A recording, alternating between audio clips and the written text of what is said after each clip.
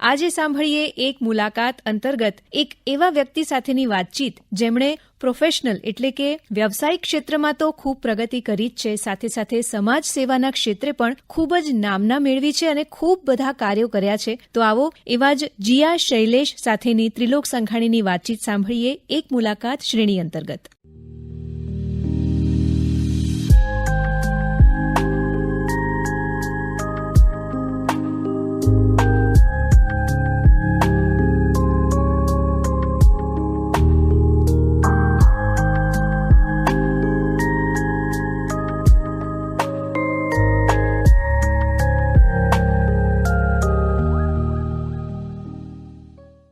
મિત્રો નમસ્કાર. મિત્રો આપનું સ્વાગત અને આજના આપણા મહેમાનનું પણ સ્વાગત કરીએ. આજે આપણી સાથે છે જીયા શૈલેષ પરમાર, કે તેઓ જીયા શૈલેષ તરીકે વધુ જાણીતા છે. જીયા, આપને નમસ્કાર. થેન્ક યુ સર, આપને પણ નમસ્કાર. મિત્રો, તેઓ ઘણી બધી પ્રવૃત્તિઓ સાથે સંકળાયેલા છે અને તેમની પોતાની એક આગવી ઓળખ પણ છે. તેઓ પોતાનો વ્યવસાય પણ કરે છે અને સમાજ માટે ઉપયોગી ઘણા બધા કાર્યો પણ તેઓ કરી રહ્યા છે. હવે આ મેં તમારી ઓળખ એક વાક્યમાં આપી દીધી, પણ આપણી ઓળખ જે બનતી હોય એમાં ઘણા બધા પરિબળો કામ કરતા હોય. આપણો અભ્યાસ હોય, આપણો સંઘર્ષ હોય, આપણું વાંચન હોય, આપણી આજુબાજુનું આપણે જેને સર્કલ કહીએ, ઘણા બધા પરિબળોને કારણે આપણી ઓળખ બનતી હોય. તો થોડી આપના અભ્યાસ વિશે, થોડી આપના બાળપણ વિશેની વાત કહેશો? Thank you so much. પહેલા તો આકાશવાણી અને ઓલ ઇન્ડિયા રેડિયોને ખૂબ ખૂબ કૃતજ્ઞતાપૂર્વક આભાર, અને સાંઘાણી સરનો પણ આભાર કે મને આજે અહીંયા આમંત્રણ આપેલું છે. અને હું ઓલવેઝ કહું છું કે મીડિયા એ કોઈ પણ હોય, રેડિયો હોય કે ઇન્ટરવ્યુ લેનાર હોય, એ બ્રિજ હોય એક વ્યક્તિની ઓળખ દેવા માટે. તો થેન્ક યુ સો મચ કે આજે આપની જોડે મારે વાર્તાલાપ કરવાનો મોકો મને મળ્યો છે. જે પણ શ્રોતા મિત્રો સાંભળે છે તો એમને મારા નમસ્તે, જય દ્વારિકાધીશ. હું છું જીયા શૈલેષ પરમાર અને આજે આકાશવાણીમાંથી લાઈવ છું. હું આમ મૂળભૂત સૌરાષ્ટ્રની છું. છેલ્લા 15 વર્ષથી વડોદરામાં સ્થાયી છું અને છેલ્લા 5 વર્ષથી વડોદરા અને અમદાવાદ બંનેમાં મારી કંપની હેન્ડલ કરું છું. ઓટોમોબાઈલ ફિલ્ડમાં છું. એક સારું એવું ટ્રસ્ટ ચલાવું છું જે વિમેન રિલેટેડ, એમના હેલ્થ રિલેટેડ કામ કરે છે. મારી ગૌશાળા છે તો મેં ગાયોના રિલેટેડ કામ કરીએ છીએ. તો બસ ભગવાનની દયાથી, કૃષ્ણની દયાથી કામ થતા રહે છે. તમારા જેવા લોકો મળતા રહે છે અને ટીમ બનતી જાય છે અને સારા સારા કર્મથી, મનથી, વાચાથી બસ સારું કાર્ય થાય. એમ હું કંઈ પણ કરું તો એ સારું થવું જોઈએ. બસ મારાથી કોઈનું દિલ ના દુખે, ભલે હું કઈ દિવસમાં સારું કરું કે ના કરું, પણ ખરાબ તો ના જ થાય. બહુ જ સાચું. અને આ બહુ જ સરસ ભાવના આપે વ્યક્ત કરી. હવે આપે મારી ઓળખ હતી અને તમે થોડી આગળ વધારી, પણ દરેક પ્રવૃત્તિની શરૂઆત થતી હોય એ બહુ મહત્વની હોય. હવે પહેલા આપણે આપની પ્રોફેશનલ લાઈફની વાત કરીએ તો એ વ્યવસાયિક ક્ષેત્રમાં આપની પોતાની કંપની ધરાવો છો, તો કઈ રીતે શરૂઆત થઈ અને કઈ રીતે આગળ વધતા ગયા એની થોડી વાત કરશો? કારણ કે ઘણી બધી બહેનો આ કાર્યક્રમ સાંભળતી હોય તો એમને પણ એમાંથી પ્રેરણા મળે. પહેલા એકચ્યુઅલી હું જોબમાં હતી, બરાબર, જે હેલ્થ રિલેટેડમાં જ હતું. અને પછી મને એમ થયું કે નહીં, મને મારું કંઈક કરવું છે કે જેમાં આપણને આત્મસંતુષ્ટિ પણ થાય. અને ઘણીવાર તમને બી ખબર છે કે ઓલવેઝ પ્રોબ્લેમ હોય કે આફ્ટર મેરેજ અને આફ્ટર બેબી એમને કોમ્પ્રોમાઇઝ કરવાનું આવતું જ હોય, એટલે જવાબદારી વધી જાય. અને જોબ તો ક્યાંક ને ક્યાંક છૂટી જ જાય. પણ ઘણી વખત આપણામાં એફિશિયન્સી હોય ને, જે આપણને ખબર હોય કે મારે બહાર ક્યાં કાઢવાની, તમારામાં લીડરશીપ ક્વોલિટી પણ હોય, તમારામાં મેનેજમેન્ટ ક્વોલિટી પણ હોય અને એનાથી કદાચ ઘણા લોકોનું સારું પણ થતું હોય. તો હું ઘણી વખત કહું છું, ઓપોર્ચ્યુનિટી હોય ને એ તક હોય, એને હે ને ઝડપી જ લેવાની હોય. એટલે મને જ્યાં જ્યાં ઓપોર્ચ્યુનિટી મળતી હતી ને એને મેં લીધી.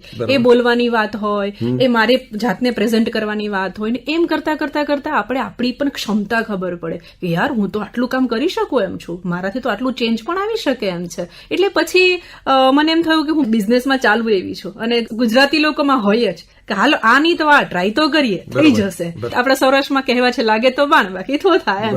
એટલે બાણ લગાડતા જાય અને ભગવાનની દયાથી થતું જતું હતું. એટલે પછી હું બિઝનેસમાં આવી અને બહુ સરસ ઈશ્વરની દયાથી ચાલ્યું, જે ઓટોમોબાઈલ ફિલ્ડની હું તમને વાત કરું છું. અને એનાથી પછી મને એમ થયું કે ચલો હું અમદાવાદમાં પણ એને એક્સપાન્ડ કરું. બટ સર, હું એવું બિલીવ કરું છું કે ડેફિનેટલી ટીમ વર્ક છે, આપણા એકલા હાથનું કશું જ નથી. પણ બધાને સાથે લઈને ચાલવું એ આપણી આવડત કહેવાય. એ આપણી આવડત કહેવાય. અને એ છે ને, એ ઘરેણું છે આપણું, બરોબર છે, અને એને સંભાળવું જોઈએ. એક્ઝેક્ટલી. હું તો કોઈ માણસમાં બીજા કોઈ ગુણ હોય કે ના હોય, કૃતજ્ઞતાનો ગુણ હોવો જોઈએ, બરોબર, ગ્રેટિટ્યુડનો ગુણ હોવો જોઈએ. તમારાથી એકલા હાથે કશું થતું જ નહીં ને જો આ હુંકાર આવી જાય ને તો તમે ફેંકાઈ જાઓ. સાચી વાત. એટલે એ તમે ઘર ચલાવતા હોય, ભલે તમે એક સારા હાઉસવાઈફ છો તો એ ઘર ચલાવો છો તો બી ઘણા લોકોનો હાથ છે. તમે એક મેનેજમેન્ટની સીટ પર બેઠેલા છો તો બી એમાં ઘણા લોકોનો હાથ છે. એટલે તમે એકલા હાથે કશું નથી. એટલે ટીમ પણ એક સ્વભાવથી જ બને.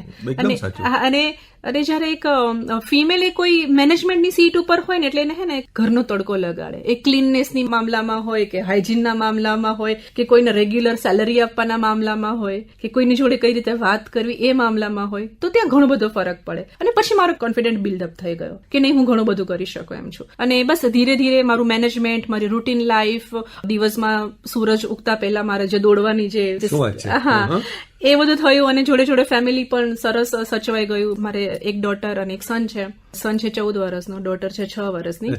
અને અમે જોઈન્ટ ફેમિલીમાં છે. હું મમ્મી પપ્પા ભેગી રહું છું મારા ઇનલોઝ જોડે. એ લોકો મારા જોડે નથી રહેતા. હું ઓલવેઝ કહું છું કે હું એ લોકોની જોડે રહું છું, એ મારા જોડે નથી રહેતા.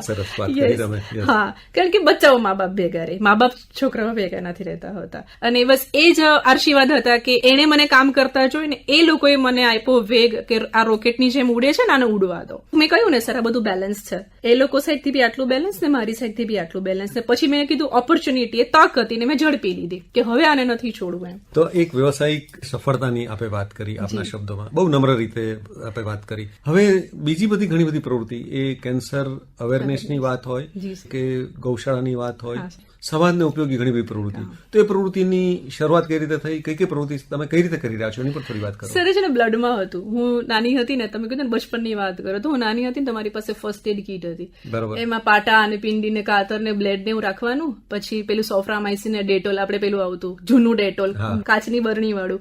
તો સૌરાષ્ટ્રમાં ગુમડા બહુ થતા, તો એ મારા ઘરે કોઈ પણ આવે ને તો હું ડ્રેસિંગ ને એવું બધું કરી દેતી. હા, કોઈ પડી જાય, પાટા પિંડી કરવાની હોય ને તો હું કરી દેતી એમ. અને પછી આમ અંદરથી ને એ ભાવ હતો. દાદાજીનો પણ હશે, મારા ડેડનો પણ હશે, બટ ઓબ્વિયસ મા બાપના સંસ્કારથી જ આપણે, એના અપબ્રિંગિંગથી જ આપણે અહીંયા હોઈએ. અને એ ધીમે ધીમે હું કર્મમાં બિલીવ કરતી થઈ. આપણે એ ટાઈમે આપણે ચલો નાના હોય ત્યારે આપણને આધ્યાત્મિક અને કર્મને ખ્યાલ ના હોય, એનું જ્ઞાન ના હોય. પણ જયારે ધીરે ધીરે when you count your blessings ના, કે મેં આવું કરેલું ને તો આવું પણ થયું, આ મને ભગવાને આપ્યું. એટલે ધીરે ધીરે એ તમારો મિત્ર બનતો જાય અને કર્મ તમારું રૂટીન બનતું જાય. એટલે ઈશ્વર જ તમારો મિત્ર બનતો જાય. અને પછી તમને દુનિયાદારી, એ લોકો શું વિચારે છે, કોઈ નેગેટિવ કહે છે, પોઝિટિવ કે, તમને પછી એનાથી ફરક નથી પડતો. તમને માત્ર ને માત્ર કામ કરવું છે, કોઈ પણ રીતે કરવું છે, અને તમે કરી જ જાઓ છો. તમને પાછળથી કોઈ પુશ કરી રહ્યું છે બહુ પોઝિટિવ વેમાં. એટલે આ બધું એક ચલો અલગ વિષય છે, પણ આ મારું બિલીફ થઈ ગયું કે હું ઘણું બધું કરી શકું એમ છું ને મારી પાસે કોઈ કરાવડી રહ્યું છે. પછી હું રાજકોટમાં પણ આપણી જે PDPU કોલેજ અને હોસ્પિટલ છે ત્યાં હું પેશન્ટને લઈને આવતી. ત્યાં ઓર્થોપેડિકના પેશન્ટ હોય, કોઈને એક્સિડન્ટ થઈ ગયું, કોઈનો ચેકઅપ કરાવવાનું હોય તો હું ત્યાં પણ આટલી સેવા આપતી. ધીમે ધીમે મારું સ્લમ એરિયામાં કામ ચાલુ થયું કે એમાં મારા જેટલા બી આપણા હેપી ડેઝ હોય, બર્થડે, એનિવર્સરીઝ, બચ્ચાના બર્થડે, તો અમે એની જોડે સેલિબ્રેશન ચાલુ કરી દીધા. વૃદ્ધાશ્રમ હોય કે કંઈ પણ, એમ કરતા કરતા કરતા આપણો કોન્ટેક્ટ નેટવર્ક મોટું થાય. તો અહીંયા પણ છે, ચલો આપણે ત્યાં સ્ટાર્ટ કરીએ. ઓકે, ને એમાંથી ઘણું બધું કામ આગળ આવ્યું. ને પછી જયારે મારા સનનો બર્થડે હતો ને ત્યારે મેં કેન્સર બાળકો માટે કામ કર્યું હતું. બરોબર. અને એ ટાઈમે જયારે મેં નજીકથી બાળકોને જોયા ને ત્યારે દિલ બહુ જ બળ્યું કે છોકરાઓને ખાંસી અને ઉધરસ ને એવું થાય ને પછી બી જયારે માં આખી રાત જાગતી હોય, જયારે બાળકને કેન્સર હોય તો એની માની હાલત શું હશે. એટલે અને આમ આપણે શું કરીએ સર કે જઈએ ને કોઈને તમે કીટ આપીને આવતા રહ્યા, તમે કોઈને પૈસા આપીને, બટ શું એનો પ્રોબ્લેમ તમે ના લઈ શકો. પછી હેર ડોનેટ કરવાનું ચાલુ કર્યું કેન્સર પેશન્ટને. એટલે આવું બધું. પણ મેં કીધું એવું શું કરીએ, કારણ કે સર જો મટાડી તમે નથી શકવા, બરોબર, રાઈટ, પણ એવું શું કરી શકીએ તો આપણે અવેરનેસ તો લઈ આવી શકીએ ને. જે કેન્સરના વેક્સિનેશન અવેલેબલ છે એ તો તમે કરી શકો ને. એટલે મેં સ્કૂલ, કોલેજ, પ્રાથમિક શાળા, સોસાયટી, જ્યાં પણ બહેનો મને મળે, અરે આમ રોડ ઉપર ઉભા હોય ને તો એ 5 બહેનોને સમજાવું કે તારી દીકરી છે ને વેક્સિનેશન લેવો છે. મારા ઘરે કોઈ ગેસ્ટ આવે ને, તમારી દીકરી કેટલા વર્ષની છે, તો આટલા 9 થી 14 વર્ષની, પ્લીઝ વેક્સિનેશન લઈ લેજો. પછી એ મારા રૂટીનમાં આવી ગયું. સર્વાઇકલ કેન્સર વિશે વાત કરવી, બ્રેસ્ટ કેન્સર વિશે વાત કરવી, છોકરી 14 વર્ષની ઉપર થઈ છે તો મેન્સ્ટ્રુઅલ હાઇજીન વિશે વાત કરવી, સર્વાઇકલ કેન્સરના વેક્સિનેશન વિશે વાત કરવી, કોને કેટલા ડોઝ દેવા એના વિશે વાત કરવી, એચપીવીના વાયરસ કયા કયા છે, તમે કયા ગાડાસી લઈ શકો કે નહીં, તો તમે એના વિશે હું એને વાત કરું, સમજાવું. આમ કરતા કરતા પ્રોગ્રામો મોટા થયા, જેમાં 1000 બહેનો, 1200 બહેનો, 100 બહેનો, સોસાયટીમાં હોય તો 70 બહેનો, આમ બધા જોડાતા ગયા. અને આવી રીતે મેં સર આ 2.5 વર્ષમાં ઓલમોસ્ટ 12-15 હજાર બહેનોને મળી હું. શું વાત છે. યસ. એમના સુધી એક કેન્સર અવેરનેસનો મેસેજ પહોંચાડ્યો તમે. Yes sir. હવે ઘણી બધી પ્રવૃત્તિ સાથે સંકળાયેલા હોય તો સૌથી વધારે આપણે જે મેનેજ કરવાનો હોય, સમયને મેનેજ કરવાનો હોય, તો કઈ રીતે તમે મેનેજ કરો છો? મને એમ થાય છે કે એ આપણને મેનેજ કરે છે. હું છે ને સમયને ભગવાન માનું છું. મને એમ થાય છે કે એ દેખાતું નથી ને પણ બધાને ચલાવે છે. અને એ આપણે કહેવાય ને કોઈ વખત ઈશ્વરના દર્શન થઈ જશે, સમયના દર્શન નહીં થાય. એટલે સમય પ્રમાણે ચાલવું. આપણા મોટાઓ પણ કહેતા કે ભાઈ અત્યારે તારો દાયકો છે પણ સમય પ્રમાણે ચાલશે.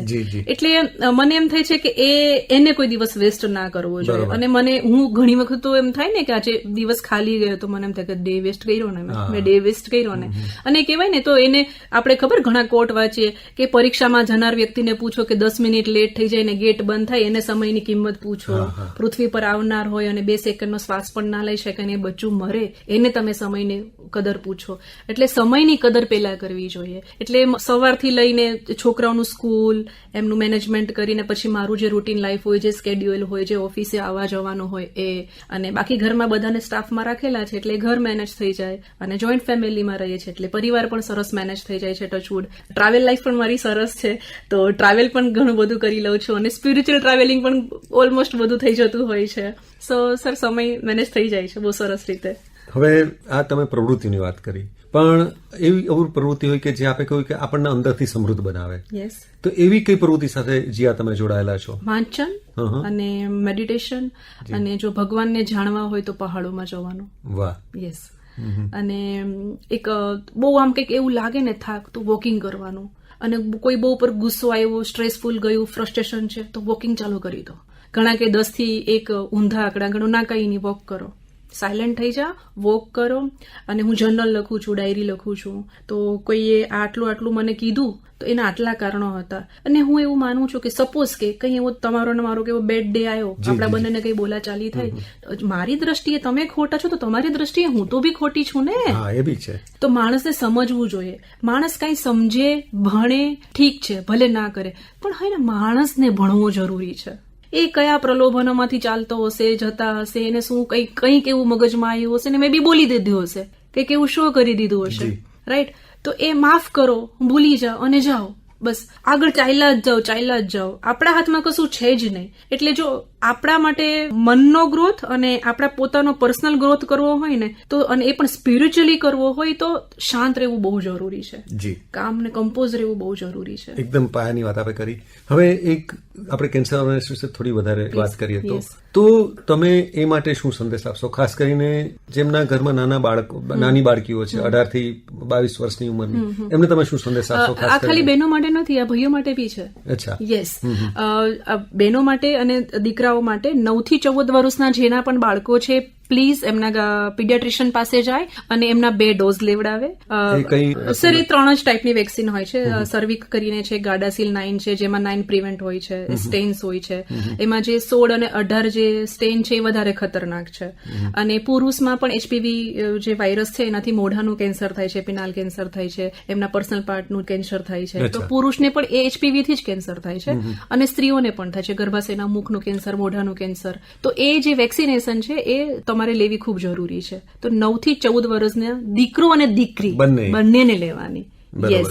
અને છતાં બી અત્યારે સાયન્સ પ્રમાણે કે એમના શોધ પ્રમાણે એ લોકો એવું કહે છે કે 46 વર્ષ સુધી પણ મહિલાઓ લઈ શકે છે. બટ છતાં પણ 14 વર્ષ સુધી લે છે તો 98% એની ઇફેક્ટ છે. બીજું એ કે દીકરીના લગ્ન થઈ ગયા છે અને એ હવે એમના ઘર સંસારમાં છે તો એ 5-5 વર્ષે એમના ટેસ્ટ કરાવી શકે. પેપ્સમિયર ટેસ્ટ આવે છે તો એ દર 5 વર્ષે એમનો ટેસ્ટ કરાવી શકે. અને સર આ કેન્સર એવું છે કે જે 10 વર્ષનો વિન્ડો પીરિયડ લે છે. કદાચ એ ટેસ્ટમાં એનો આવ્યો વાયરસ તો એ ક્યોર થઈ શકે એમ છે.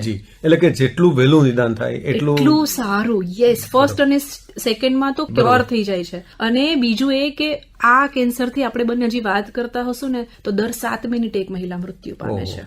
યસ, આ વર્લ્ડનું 2nd નંબરનું કેન્સર છે. એટલા માટે મને આ ટોપિક એવો લાગ્યો કે આ બહેનોને કેવો ખૂબ જરૂરી છે. અને હું એક વાત કહું કે કઢી અને દાળમાં આપણે લીમડો નાખીએ ને તો એનો વઘાર પૂરતો નાખીએ, પછી આપણે લીમડાને શું કરીએ, કાઢી લઈએ. સ્ત્રીઓ એની હેલ્થને આવી રીતે જ લે છે કે એની હેલ્થને એ પ્રાયોરિટી દેતી જ નથી. અને હે ને ઓલવેઝ એક ડર હોય, મને નીકળશે તો લોકો મારા વિશે શું વિચારશે કે મને કેન્સર થયું. પણ એ ટેસ્ટ છે, તમે ટેસ્ટ તો કરાવો. એટલે કેન્સર માટેના ટેસ્ટ આવે છે, રેગ્યુલર એ કરાવો તો બી તમે એકદમ હેલ્ધી લાઈફ જીવી શકો એમ છો. એટલે કે તમે કોઈ પણ ભય વખત જીવી શકો.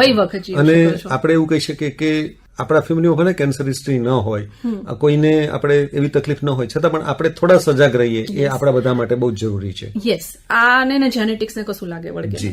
યસ. અને અંતમાં જે યુવા બહેનો આ કાર્યક્રમ સાંભળી રહી છે એમને એક સફળ, જેમણે એન્ટરપ્રેન્યોર કહી કે જેમણે એક વ્યવસાયિક ક્ષેત્રમાં પણ સફળતા મેળવી છે અને સમાજમાં પણ કંઈક ઉપયોગી પ્રવૃત્તિ કરી છે, એવા એક વ્યક્તિ તરીકે તમારો સંદેશ શું હશે?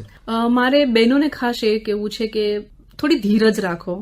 અને એક શિખામણ એ પણ છે કે જેમ બને ને એમ આપણા બચ્ચાઓ માટે જોઈન્ટ ફેમિલીમાં રહેવાનું સ્ટાર્ટ કરો. આઈ નો કે બહુ ટફ હોય છે, કદાચ એવું છે કે હું એક સક્સેસફુલ જોઈન્ટ ફેમિલીમાં રહું છું તો એવું પોસિબલ નથી કે તમારું ફેમિલી સારું છે તો અમારું બી સારું હશે. બટ મને નથી ખબર કોનું ફેમિલી સારું ખોટું, અને એને હું જજ કરવા વાળી નથી. પણ મેક્સ ટુ મેક્સ બીજાના હાથમાં આપણા બચ્ચા દેવા કરતા જોઈન્ટ ફેમિલીમાં રહેવું ખૂબ સારું એક સફળ મહિલા બનવા માટે. કારણ કે તમે ઘરે જ છો ને બચ્ચાઓનું સરસ ધ્યાન રાખી શકો તો વેલ એન્ડ ગુડ. પણ તમારે કંઈક કામ કરવું છે તો જોઈન્ટ ફેમિલીમાં પ્લીઝ રહો. અને એક ફેથ રાખો મમ્મી પપ્પા ઉપર. મને એમ થાય કે હું મારા મમ્મી જોડે ઝઘડતી હતી તેને તો મારા સાસુ જોડે થોડો ઝઘડો થશે, એમાં શું વાંધો છે. બટ થોડુંક એમના ઉપર બી ફેથ રાખો. અને બીજું એ કે તમારા મનને ખબર હશે ને કે તમે કંઈક કરી શકો એમ છો ને તમે એમાં ડૂબેલા જ છો, તમે એક દિવસ સફળ થવાના જ છો. ભલે ગમે એટલું તમે ગમે એવું નાનું કામ કરતા હશો પણ તમે સફળ થવાના, તમારા પોતાનામાં વિશ્વાસ હોવો. યસ. અને બસ આપણે કોઈની કોપી નહીં કરવાની. તમારામાં જે બેસ્ટ વર્ઝન છે ને એને બહાર કાઢો. તમારામાં જે એફિશિયન્સી છે ને એને બહાર કાઢો. ભલે સારા પાપડ બનાવો પણ મસ્ત પાપડ બનાવો. બરોબર છે, બહુ સરસ. તો આ વાત સાથે આપણે ટકે અને આપ જે એક સરસ હેતુ સાથે ઘણી બધી પ્રવૃત્તિમાં સંકળાયેલા છો એ બધી પ્રવૃત્તિમાં આપ સારી પ્રદાન કરતા રહો એવી શુભેચ્છા. Thank you very much. ખૂબ આભાર. Thank you.